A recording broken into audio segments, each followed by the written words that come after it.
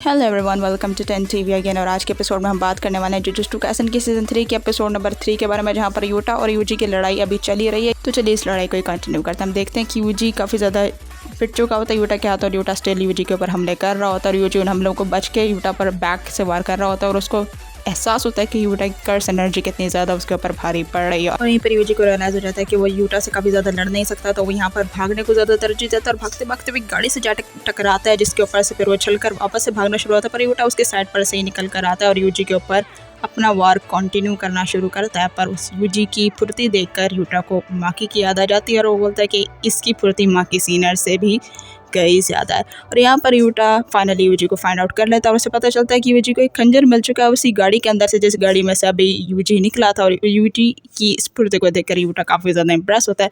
उनकी काफ़ी ज़्यादा आपस में फाइट होती है, और फिर यूजी को एक बात याद आती है जो कभी गोजो सातोरू ने उसे बताई थी कि तुम अपनी कर्स टेक्निक को अपने कटाना में या फिर अपने किसी भी वेपन के अंदर भर सकते हो।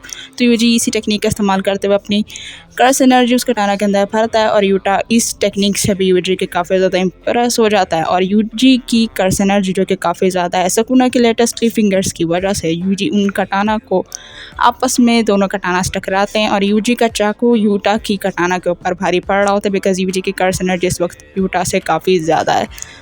तो हम देखते हैं कि यूजी के वो कम्प्लीटली अपनी कर्स एनर्जी को चाकू के अंदर भरकर यूटा पर वार करने की कोशिश करता है, और सक्सेसफुली उसका वार हो जाता है। और यूटा काफ़ी ज़्यादा इस वार के से डैमेज पे होता है, और उसके कटाना को भी काफ़ी ज़्यादा इससे चोट लगती है, और उसका कटाना टूट जाता है। जी हाँ, इतनी ज़्यादा इस वक्त यूजी की कर्स एनर्जी पड़ चुकी है कि उसने यूटा के कटाने को भी तोड़ दिया। और इसके आगे हम देखते हैं कि यूटा काफ़ी ज़्यादा शॉक होता है यूजी की इस पावरफुल एनर्जी की वजह से, और वो बोलता है कि इसकी फिजिकल पावर कमाल की है, और इसके अंदर शायद इस सोल की वजह से ये सब कुछ हो रहा है। यूजी अपना नेक्स्ट अटैक करने के लिए यूटा के ऊपर अपना वार करने की कोशिश करता है कि तभी उसे अचानक से झटका लगता है एक बहुत बड़ी कर्स एनर्जी का। जी हाँ, queen of all curses Rica is back finally right here. और हमें दिखाया जाता है कि वो पूरी तरह से यूजी को पकड़ लेती है और बोलती है कि यहाँ चल क्या रहा है। यूटा बोलता है कि इतना सीरियस होने की ज़रूरत नहीं है, हम बस खेल ही रहे थे, और इसको मेरे लिए ज़रा पकड़ कर रखना।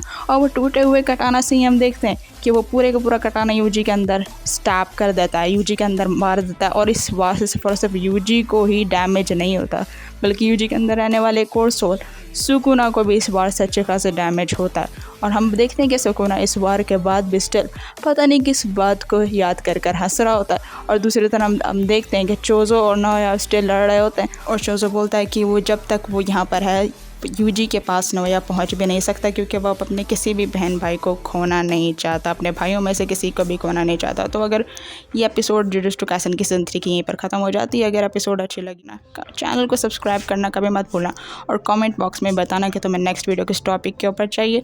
वीडियो वॉच कर रहे हो यहाँ तक तो बहुत बहुत शुक्रिया। Take care of yourself.